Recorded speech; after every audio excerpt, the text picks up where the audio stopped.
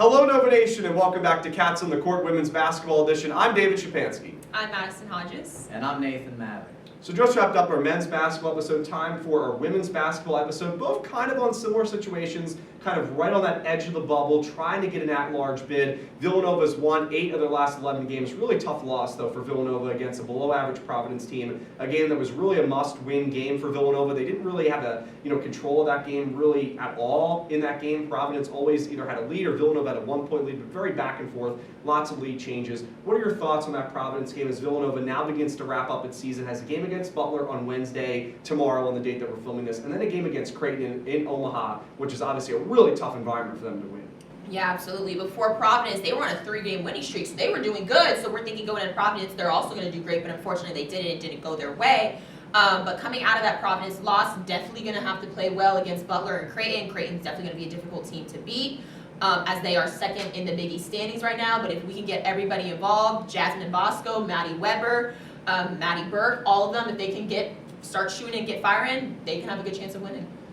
As you two have said, the Providence loss obviously puts a big dent in our March Madness hopes, but it doesn't mean all is lost, I think, with these seasons. There's a lot of experience to be had and valuable games to be played, not only in the Big East tournament, even before that against Creighton in Omaha. It's a very tough environment to play. Creighton, I believe, is 23-4 right now. So that's a team that we're going to see that will probably have some March experience really soon. And even in the Big East tournament, maybe play Creighton again or a UConn.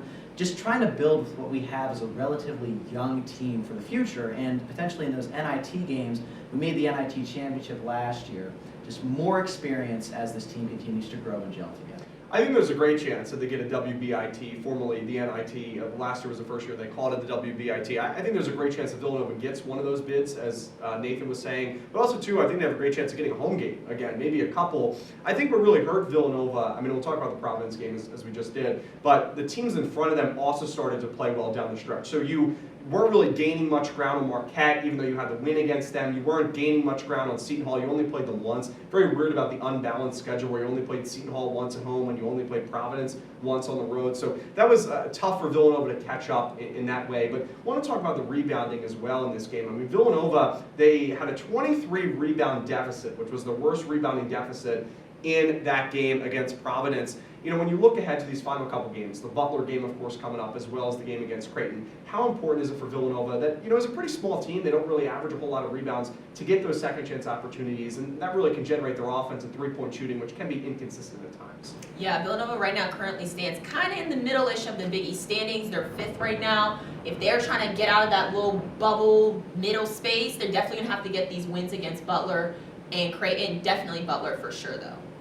And then the Providence game, David, if we want to talk about offensive rebounding, the Cats lost that battle 12-4, and anytime you get out-rebounded on the offensive glass by nearly 10, your chances of winning are slim to none. So you just really have to focus on not giving our opposition second chance opportunities.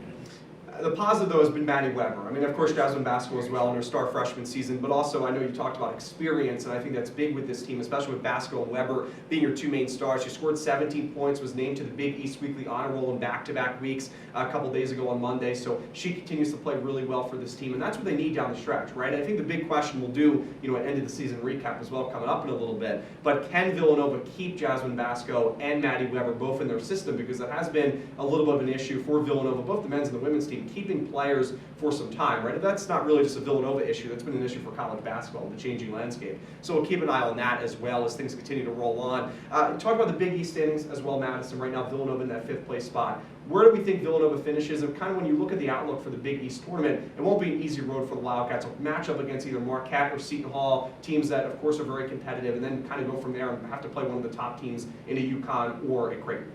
Yeah, for sure. Like I had said before, they're right in that 5th position. It's going to be kind of difficult to tell where they're going to land because it all depends on how the other teams play as well. So if they can get these 2 wins against Butler and Creighton, I think that'll help their chances with bumping up, who we do not want to go down. I would project we're going to stay right around where we are. I would say the 6th seed is a realistic expectation for this team. With only 2 games left, the world's not going to drastically change in these 2 games. But I think it's important, again, as I said, more than anything, the experience that we're gaining. I think all eyes are on that game in Creighton, Omaha, or I should say Omaha, Nebraska against Creighton, a ranked team. You win that game, that can really help you possibly get into the March Madness conversation. Again, you get that quad one win over some of the other teams on the bubble. That could be definitely really important on the road, but obviously a really tough game as we've talked about. So Villanova will take on Butler on Wednesday, so the day after we're recording this on Tuesday, and then that game leading up in early March against the Creighton Blue Jays in Omaha. Let's now go to our stat of the week and our Big East standings check-in. Hello viewers, I am Nathan Mathur here for your stat of the week for the women's basketball team. So I'm calling this stat the consistent Cats. Since January 18th, Villanova is 7-10. Only losses coming to Creighton, UConn on the road, which I must be honest folks is a near impossible atmosphere to win in with how good the Huskies are, and the unfortunate loss to Providence, which we've mentioned. But it's been a very happy sight to see that these Cats are finishing strong as we wind down towards the end of the season. And that is your Stat of the Week.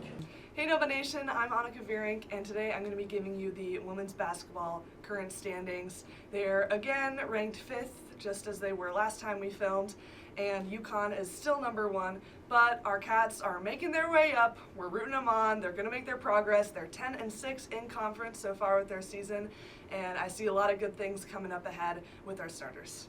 Thank you, Annika. All right, time, as we always do, end things a little bit more on a silly note. Coming up on Thursday, so that is February the 27th, it's National Strawberry Day. So in honor of National Strawberry Day, we don't have strawberries anywhere, so Madison, I think, in a little bit might be a little happy with me. But there aren't strawberries anywhere. But opinion on strawberries, what is your favorite fruit, though, more general? We'll start with Madison. I think she has a very strong opinion, listeners and viewers out there. So I actually don't like strawberries. I actually don't like fruits. The only fruit that I will eat is apples and watermelon. I know I'm slightly pickier, but no hate to anybody out there who Now, likes what strawberries. is it about apples and watermelon that a little bit different to other fruits? I don't know. It's just I just grew up eating apples all the time. I didn't ask for it for lunch, and it's just loved it since elementary school, and I've stuck with it. And then watermelon, if you have not tried it with tahini, highly suggest you do. Wow, all right, sounds good. Nathan, how about you? I'm a big fan of strawberries personally, jelly straight up in a tart, whatever. I like strawberries. But I'm going to have to say my favorite fruit to answer the second part of your question, Dave, is pineapple. Once again, very versatile fruit, but it's something I've enjoyed. My mother's told me I've enjoyed since I was very little. So. That's a great option as well. I do love strawberries, have to admit it. I love fruit, so I guess I'm the opposite of Madison with the fruit taste. But yeah, fruit is great. For me, I'm going to go with pineapple too. Like pineapple, mango, kiwi, I guess anything tropical is really, really good. I've also started to like bananas. I used to hate bananas. Like where Madison is with strawberries used to be me with bananas. Now you didn't bring up bananas. You don't like bananas though. I'm not really a banana person either. I'm sorry. Just Even if it was apples blended, and watermelon. Still no. Yep. Yeah, but bananas I've started to like more recently. So, well, that will do it for this episode of Cats on the Court. Thank you so much, everybody, for tuning in. As Villanova women's basketball, they end this stretch. Final 2 games coming up, then off to Connecticut for the Big East tournament. Hopefully, Villanova can shock the world, pull off a really good win against Creighton to end the season. Then who knows what happens at the Big East tournament. Thanks for tuning in. I'm David Szscepanski. I'm Madison Hodges. And I'm Nathan Mathur. This has been Cats on the Court, and as always, go Cats!